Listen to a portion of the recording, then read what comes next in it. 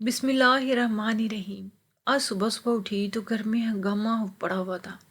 अम्मा से पूछा कि शोर कैसा है। बोली कि पड़ोस वाली शम्मा रो रही है। मैंने कहा क्यों, शम्मा को क्या हुआ? वो तो बड़ी खुश थी, उसकी तो शादी होने वाली थी। अम्मा बोली हाँ शादी तो होने वाली थी, लेकिन एक मसला हो गया है। तुम्हें मालूम तो है ना कि इस गांव की रस्म क्या है।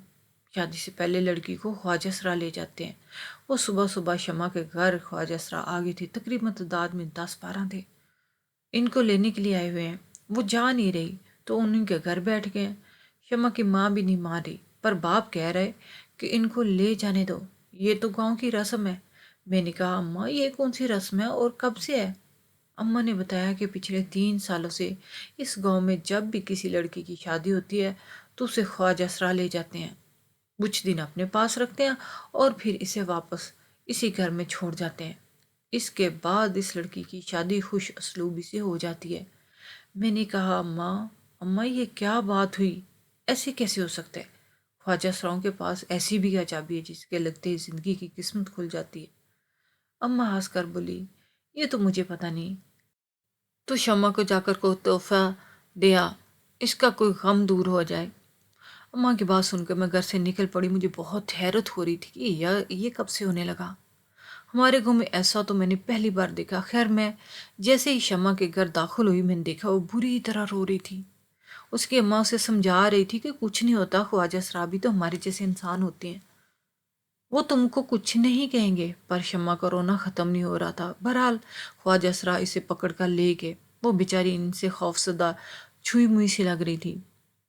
इसके जाने के बाद मैं भी बहुत परेशान हो गई। मैं शादी में गई पर मेरा सारा मूड ख़राब हो गया था। तकरीबन 2-3 दिन बाद शम्मा वापस आई। आज उसकी रुखसती थी, जबकि वो कुछ परेशान सी लग रही थी। यूं कि ये लगता था वो सारी रात रोती रही। जबकि थोड़ी देर बाद दूल्हे वाले आए तो वो बहुत ही खुश थे। लड़की की माँ शम्मा को बुला लेती, कभी उसे कहती कि तुम मेरी प्यारी बेटी हो, मैं तुम्हें बहुत खुश रखूंगी। शम्मा चुपचाप बैठी खामोशी से इन सब को देख रही थी। मुझे लगा जैसे वो अब भी फट पड़ेगी, जैसे सब कुछ जो इसके साथ हुआ है बताएगी। पर शम्मा की खामोशी सभी को हैरान कर डाला। वो इस कदर खामोश होगी कि शायद रो रो कर इसकी आंखें खुश्क हो गई थी। यूं शम्मा की रुखसती जल्दी हो गई थी। रुखसती के दिन इसकी माँ रो रही थी, जबकि बाप खुश था। बाप के चेहरे पे खुशी थी। शम्मा को ढेरों सारा जहेज मिला था। मैं भी इस शादी में गमज़दा थी क्योंकि शम्मा मेरी पड़ोसन थी। बचपन से हम एक साथ खेलते आ रहे थे। शम्मा की रुखसती हुई तो वो ही ख्वाजा सरा वहाँ कहीं नज़र नहीं आए, बल्कि हर शादी में ढोल बजाने वाले आया करते थे। पर आज ये अजीब बात देखने को मिली थी कि इस शादी में ख्वाजा सराओं का नामो निशान भी नहीं था। अलबत्ता शम्मा के सारे ससुराल वाले कीमती कपड़े लेके आए थे और सब बहुत खुश थे। मैंने सोचा ही ना जाने ऐसा भी क्या होगा शम्मा के साथ जो बाकी सब खुश हैं और वो नाराज़ है। ये सोचते सोचते मेरा ज़हन थक गया था। इतने में इसकी रुखसती का वक्त हो गया और वो इस घर से चली गई। अब मैं बहुत डर गई थी। मेरे अब्बा भी इस शादी में गए थे। मैं घर आई तो अम्मा अब्बा पहले से घर पहुंच चुके थे। मैंने देखा बरूनी दरवाज़ा खुला हुआ था। सो चुपके से अंदर आ गई। मेरा किसी से बात करने का कोई इरादा नहीं था। अम्मा अब्बा के कमरे के बाहर से गुजरते हुए अपना नाम सुनकर मैं रुक गई। अब्बा मेरे बारे में बात कर रहे थे। मेरे तो कान खड़े होने ही थे कि मैं सुनने लगी कि अब्बा क्या कह रहे हैं। अम्मा को ये कह रहे थे कि हमें अब अपनी बेटी की शादी कर देनी चाहिए। नगीन अब बड़ी हो गई है, इसके बाद अच्छे रिश्ते नहीं मिलते। अम्मा कहने लगी ठीक है, मुझे तो इस बात पे कोई इतराज़ नहीं, हाँ लेकिन अच्छा रिश्ता ढूंढ और साथ में एक शर्त भी ये कि ख्वाजा सरा हमारी बेटी को शादी से पहले नहीं लेकर जाएंगे। ये बात सुनते ही अब्बा परेशान हो गए। नहीं नहीं, अगर हम इसे ख्वाजा सराओं के पास नहीं भेजेंगे तो हमारी बेटी की रुखसती कैसी होगी? तुम नहीं जानती ये बहुत बड़ा राज है। मगर जो भी ख्वाजा सरा के साथ रहता उसकी शादी बड़ी खुश उसलूबी से हो जाती है। तो फिक्र नहीं करो, मैं अपनी बेटी को कुछ नहीं होने दूंगा। कुछ नहीं होने की बात नहीं। अम्मी ने बहस करते हुए कहा मैं अपनी बेटी को दुख नहीं देना चाहती हूँ और ना ही सर पर ये बोझ के शादी से पहले से ख्वाजा सराओं के पास जाना पड़े। भला ये भी कोई बात है? अम्मी मुकैदा गुस्सा करने लगी तो अब्बा ने इन्हें चुप करवा दिया। अच्छा जाने मन, तुम जैसा कहोगी वैसे ही करूँगी, लेकिन तुम खुद को परेशान मत करो। वैसे भी अब हमारे घोंसले से सब बच्चे उड़ जाएंगे। اس کے بعد ہم دونوں ہی ایک دوسرے کا سہارا رہیں گے۔ تم مجھ سے لڑنا شروع کر دو گی تو زندگی میں کیا رونق رہ جائے گی؟ اماں ابا کی باتیں سن کر میں خاموش ہو گئی، پھر سوچنے لگی کہ میرا رشتہ ہو جائے گا، باقی باتیں بعد میں طے کر لیں گے۔ یوں اماں نے میرے رشتے کی تیاریاں شروع کر دی۔ محلے کی پڑوسن ماسی کو کہا کہ تم میری بیٹی کا اچھا سا رشتہ ڈھونڈو، جبکہ دوسری طرف شمع کی کوئی خبر نہیں تھی۔ شادی کے بعد وہ ایک بار بھی ہم سے ملنے نہیں آئی تھی۔ میں اس کے لیے بہت پریشان تھی۔ شادی کی تقریباً 10 دن بعد اس نے اپنے گھر کا چکر لگایا۔ اس کی آنکھیں رو رو کر سوجی ہوئی تھی۔ میں نے شمع کو دیکھتے ہی پوچھا، تمہیں کیا ہوا ہے؟ تم پریشان ہو؟ اور مجھے یہ تو بتاؤ، ان خواجہ سراؤں نے تم سے کیا کہا تھا؟ کچھ نہیں کہا تھا میری بہن، اس نے بیزاری سے کہا اور اندر اپنے کمرے میں چلی گئی۔ میں سوچنے لگی کہ شمع تو شادی کے بعد کتنی بدل گئی۔ کاش مجھے پتا ہوتا ہے اس پہ کیا گزری ہے تو میں کبھی بھی ایسی بات نہیں سوچتی، بلکہ اس سے بات کر لیتی۔ میں بھی ناراض ہو کے گھر آ گئی۔ میں نے اماں کو شمع کی برائیاں کی، کہا کہ وہ تو بہت اکڑ گئی ہے، شادی کے بعد اس نے ہم دوستوں کو بالکل بھلا دیا ہے۔ اماں بولی کہ ایسا نہیں ہے، وہ شادی کی وجہ سے پریشان ہوگی، اس کی شادی میں وہ خوش نہیں تھی۔ میں نے کہا نہیں اماں، مجھے لگتا ہے یہ سب خواجہ سراؤں کی وجہ سے ہوا ہے۔ اماں نے مجھے اس بات کا کوئی جواب نہیں دیا، مگر اگلی صبح ہمیں وہ خبر ملی جس نے مجھے سارے سوالوں کو دے دیے۔ ہوا یوں کہ صبح اٹھتے ہی محلے میں شور مچا، دیکھو تو شمع کے گھر کے باہر لوگوں کی لائن لگی ہوئی تھی۔ میں بھی وہاں گئی، پتہ چلا کہ شمع نے زہر کھا کر اپنی جان دے دی، وہ ہمیشہ کے لیے اس دنیا سے جا چکی تھی۔ یہ خبر میرے لیے اندوناک تھی، سوچا بھی نہیں تھا کہ وہ اتنا بڑا قدم اٹھا لے گی۔ میں اپنے رویے پر پچھتانے لگی۔ شمع اب ہم سب سے بہت دور جا چکی تھی، ان باتوں کا کوئی فائدہ نہیں تھا۔ مجھے لگتا تھا یہ سب ان خواجہ سراؤں کی وجہ سے ہوا ہے جو شمع کو شادی سے پہلے اپنے ساتھ لے گئے تھے۔ میں اس کے گھر والوں کو کوسنے لگی، اگر یہ لوگ ایسا نہیں کرتے تو آج شمع زندہ ہوتی، مگر انہوں نے نہ جانے کیوں گاؤں کی فرسودہ رسم کے پیچھے لڑکی کی جان لے لی۔ اس رسم میں آخر ایسا بھی کیا ہے؟ میں اس جنازے سے واپس آئی تو بہت پریشان تھی۔ مجھے دیکھ کر اماں بولی، کیا ہوا بیٹی؟ کیا تم شمع کی لاش کو دیکھ کے پریشان ہوگی؟ ہاں اماں، ان خواجہ سراؤں نے ہی کچھ کیا ہوگا، تب بھی تو اس بیچاری نے پریشانی میں خودکشی کر لی۔ نہیں بیٹی، خواجہ سرا اللہ کے نیک لوگ ہوتے ہیں، ان کی دعا میں بہت جلدی لگتی ہے اور بد دعا بھی۔ اماں کی بات سن کے میں بڑک اٹھی، خدا کے لیے اماں اب تو یہ باتیں کرنا بند کر دیں، ایسا ویسا کچھ نہیں ہوتا، اللہ کے ہاں اس کے قبول ہوتی ہے جو 5 وقت نماز پڑھتا، دوسروں کی مدد کرتا ہے۔ آپ نہ جانے کس زمانے میں رہتی ہیں۔ میری بات سن کر اماں بھی خاموش ہوگی، پر میں جاننا چاہتی تھی کہ ان کے دل میں کیا بات ہے۔ پھر دھیرے سے بولی، بیٹی کہتی تو تم ٹھیک ہو، پر خواجہ سرا اس گاؤں کی رسم ہے۔ ہاں اماں رسم تو ہے، میں نے کہا، اور پھر اماں نے اگلے ہی دن میرا رشتہ پکا کر دیا۔ اب اماں نے ایک اور شرط بھی رکھ دی کہ وہ شادی والے دن خواجہ سراؤں کو نہیں بلائے گی اور نہ ہی اپنی بیٹی کو ان کے حوالے کرے گی۔ یہ بات انہوں نے پروین ماسی کو بھی بتا دی۔ پروین ماسی ایسے ہی لوگوں کے پاس جاتی جو ذرا اس محلے سے باہر کے ہوتے، سو ان کو اس خواجہ سراؤں والی رسم کا پتہ ہی نہیں تھا۔ یوں میرے لیے ایک ڈاکٹر کا رشتہ آ گیا۔ ڈاکٹر صاحب کا رشتہ میرے لیے آنا بڑے ہی اعزاز کی بات تھی، پر میں یہ نہیں سمجھتی تھی کہ ان سب لڑکیوں کو چھوڑ کر میں ہی کیوں ملی۔ میں تو ان پڑھ تھی، میٹرک پاس تھی، پر شکل و صورت سے اچھی تو تھی، ہو سکتا ہے ماسی پروین نے ہی کوئی چکر چلایا ہو۔ یہ سوچ کر میں خوش ہو گئی، ڈاکٹر تو بہت بڑا ہوتا ہے، اس کا عہدہ سب سے اچھا اور عزت دار ہوتا ہے۔ میں اپنی شادی کے لیے بہت خوش تھی، مگر اماں نے مجھ سے کہہ دیا کہ میں تمہیں خواجہ سراؤں کے حوالے نہیں کروں گی۔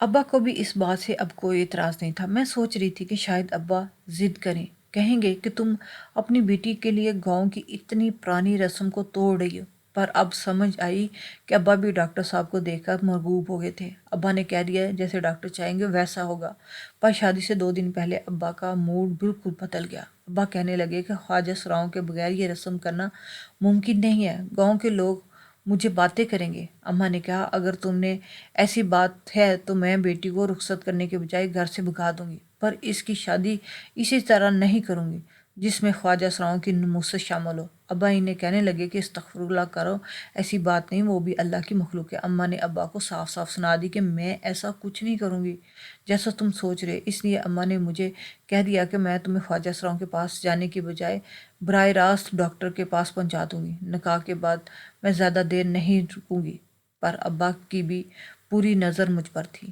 یوں شادی والے دن آ گیا، یعنی میرا نکاح ہو گیا۔ 2 دن بعد رخصتی ہونا باقی تھی۔ مجھے بہت ڈر لگ رہا تھا کہ رات کا وقت تھا، مجھے عجیب سا محسوس ہونے لگا۔ میں نے سوچا کہ زندگی تو ایک ہی بار ملتی ہے، ہو سکتا ہے میرے بعد بہت ساری بھی اور لڑکیاں ایسی ہوں گی جن کے اوپر خواجہ اسراؤں کی آزمائش آئے گی۔ کیوں نہ میں اپنی قربانی دے دوں، کیوں نہ میں آج کی رات دیکھ ہی لوں کہ آخر خواجہ اسرار دلہن کو اپنے ساتھ لے جا کر کیا کرتے ہیں۔ جیسے لڑکیاں اتنی خوفزدہ ہو جاتی ہیں کہ وہ خود کشی کر لیتی ہیں۔ میں نے اپنے دل میں پکا ارادہ کر لیا۔ تھوڑی دیر بعد ابا مجھ سے ملنے آئے۔ میں جانتی تھی کہ ابا کا کیا ارادہ ہے۔ ابا مجھے خواجہ اسراؤں کے ساتھ بیچنا چاہتے تھے۔ ابا کمرے میں آئے، میں نے کوئی اعتراض نہیں کیا۔ مجھ سے بولے کہ بیٹی تم میری لاج رکھ لو، میں تمہیں بس اتنا کہنا چاہتا ہوں، میری زندگی میں بہت عجیب و غریب واقعات ہوئے ہیں، اور یہ انہی میں سے ایک ہے جس کی وجہ سے مجھے خواجہ اسراؤں کی برکت پہ پورا یقین ہے۔ تم ان لوگوں کے ساتھ جاؤ، یہ تمہیں کچھ نہیں کہیں گے۔ تمہاری ماں خام خواہ وہم کرتی ہے، وہ ابھی سو رہی ہے، تمہیں کچھ نہیں کہہ سکے گی، میں تمہیں پہنچاتا ہوں۔ ابا کی بات پہ میں یکدم خوش ہوگی۔ آپ کو بھی لگنے لگا کہ شاید میں ایک بہت فرما بردار ہوں۔ ان کی بات مان لی، لیکن دراصل مجھے خود جسس تھا۔ ابا نے مجھے کالی چادر اوڑھنے کو دی۔ خواجہ اسرا باہر کھڑے تھے، سو انہوں نے مجھے اپنے ساتھ لیا۔ ایک گاڑی میں بیٹھا اور باقی خواجہ اسرا پیدل چلنے لگے۔ سب شور کر رہے تھے۔ مجھے تو یہ سمجھ نہیں آ رہا تھا یہ مجھے لے جا کر کریں گے کیا، اور ایسا بھی کہ شمع کے ساتھ کیا ہوا تھا۔ اس نے خودکشی کر لی تھی۔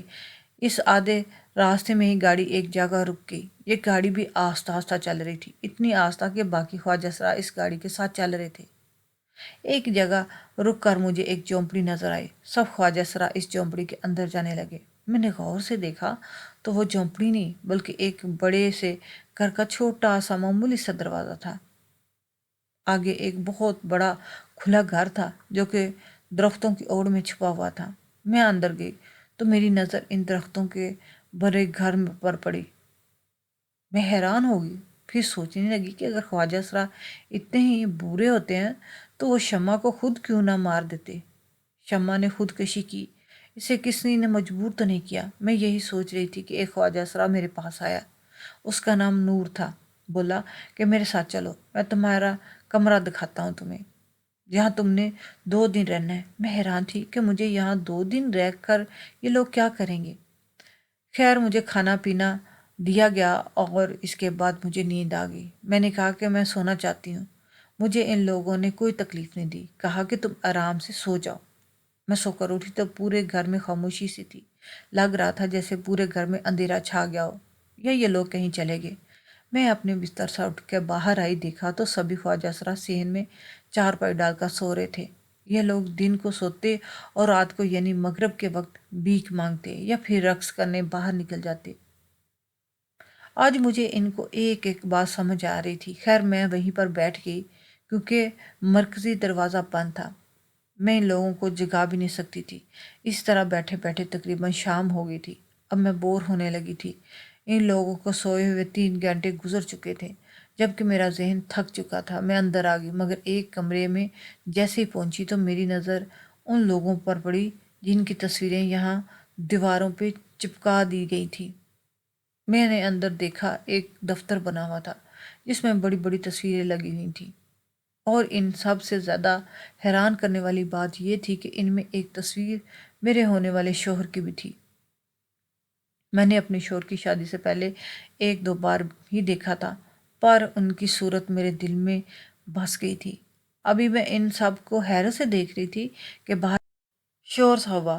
سب خواجہ اسرا ایک دم سے اٹھ گئے، جبکہ وہ بڑا گرو جس کے پاس سب لوگ بیٹھتے تھے وہ تالی بجا کر سب کو اکٹھا کرتا اور کہتا، جلدی سے گھر صاف کرو، بڑے صاحب آ رہے ہیں، ان کے لیے یہ کمرہ تیار ہونا چاہیے۔ میں بھی خاموشی سے کھڑی یہ سارا تماشا دیکھ رہی تھی۔ میں کسی سے جاننا چاہتی تھی کہ مجھے یہاں کیوں لایا گیا ہے۔ میں نے باہر جھانک کر دیکھا تو باہر ایک بڑی سی کالی گاڑی کھڑی تھی۔ یہ وہی گاڑی تھی جو میرے شوہر یعنی میرے سسرالی شادی سے پہلے لے کر ہمارے گھر کے باہر آئے تھے۔ میرے ابا ان کا استقبال کرنے باہر گئے تھے۔ میں نے چپکے سے کھڑکی سے یہ گاڑی دیکھ لی تھی۔ میں یہ دیکھ کے حیران تھی کہ اتنی بڑی گاڑی یعنی میرے شوہر کے جیسی گاڑی یہاں کھڑی کیا کر رہی ہے۔ تبھی دروازہ کھلا اور ایک شور سا مچا اور مجھے انہوں نے ایک تخت پہ بٹھا دیا۔